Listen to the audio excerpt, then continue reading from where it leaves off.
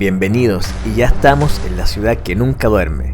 Y tanto así, hoy los llevaré a lugares no tan visitados, pero icónicos de la Gran Manzana. Estaremos en el lujoso edificio de la Torre Trump, del ex y quizás próximo presidente de los Estados Unidos. También iremos y ahondaremos donde fue la discoteca más famosa de la historia, Estudio 54. ¿Lograremos encontrar vestigios? ¿La noche de Nueva York será tan glamurosa como antes? El desafío es real y el resultado es incierto. Así que sin más preámbulos, comenzamos. Comenzamos desde el río Hudson, que separa Nueva York de New Jersey, y es que hay varias formas de ver la Estatua de la Libertad. La primera es pagando un tour, ya sea en barco o incluso hasta en helicóptero, pero lo que yo hice es tomar este ferry, que cruza de New Jersey a Nueva York, y viceversa, y es totalmente gratis. Y una hermosa vista de la isla de Manhattan. Al otro lado del puente es Brooklyn, Manhattan. Ya nos bajamos del ferry, de nuestro ferry gratis. Saliendo del ferry está muy cerca a Wall Street, y por esta zona encontramos al famoso toro. Este fue colocado sin permiso y de improviso en 1987, después de una fenomenal caída del mercado financiero. El toro simboliza el alza en el mercado, el bull market, por la forma en cómo lucha este toro, que es de abajo hacia arriba, mientras que el mercado bajista o bear market es representado por el oso, porque pelea de arriba hacia abajo.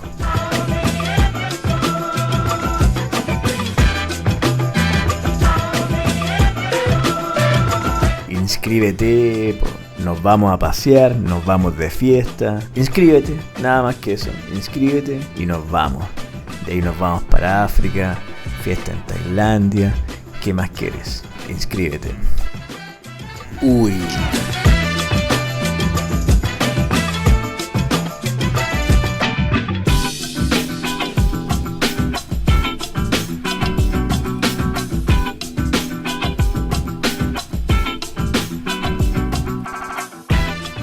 Rápida parada en este memorial al 11 de septiembre, la caída de las Torres Gemelas.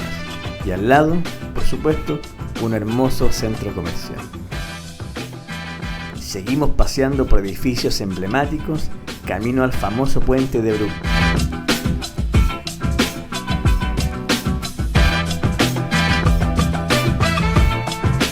Espera, no te vayas del video aún. Lo más interesante ya viene, la fiesta, la noche y todo el glamour neoyorquino.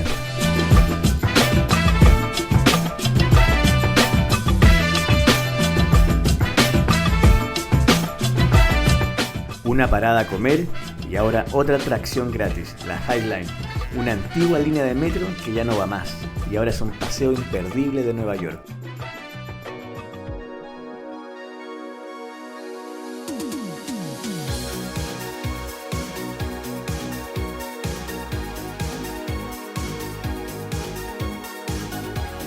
Hoy es un día feo, está lloviendo, estamos frente a Central Park, que es de los parques más grandes del mundo, y sus alrededores, ya sea Upper East Side o Upper West Side, son las zonas más lujosas de Nueva York.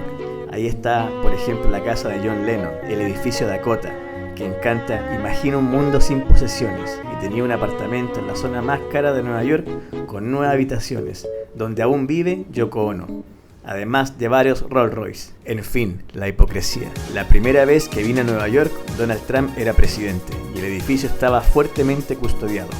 Años después, ya se puede entrar, y por favor vean qué elegancia la de este edificio.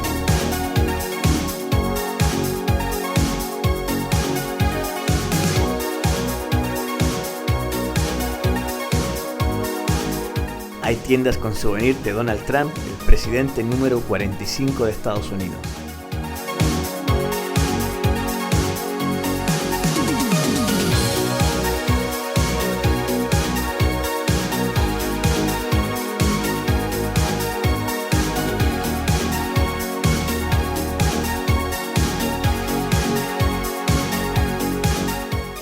Pero hay una historia y una época que siempre me ha atraído, los 70 y la música disco. Nueva York fue la capital de este movimiento y en 1978 nació Estudio 54, ubicada en la calle 54 con la avenida Octava. Dos jóvenes neoyorquinos crearon este club, que trajo a famosos de la talla como Michael Jackson, Sylvester Stallone, Andy Warhol, inclusive hasta Donald Trump. Uno de sus dueños, Steve Rubell, estaba afuera decidiendo quién entraba o quedaba fuera. Creo que nunca hubiera entrado. La política de puerta era conocida por ser brutal. Los invitados y celebridades entraban por otra entrada, a través de la puerta de atrás. Andy Warhol dijo que fue una dictadura en la puerta, pero una democracia en la pista. Nilo Rogers, del grupo Chic, no lo dejaron entrar. El portero le gritó, "Ah, fuck off".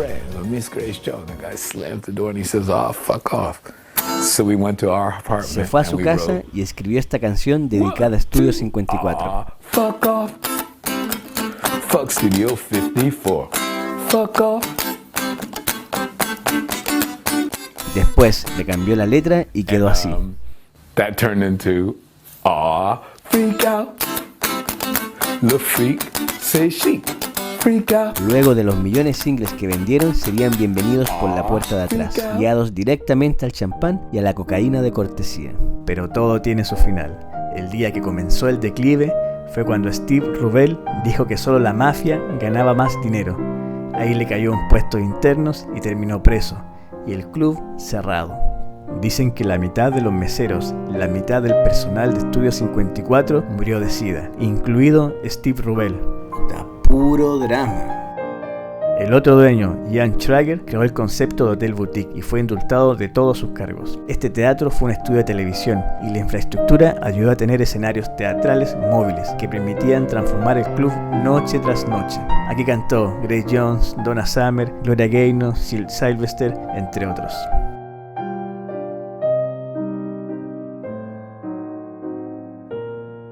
Una historia más de la Gran Manzana que merece ser contada.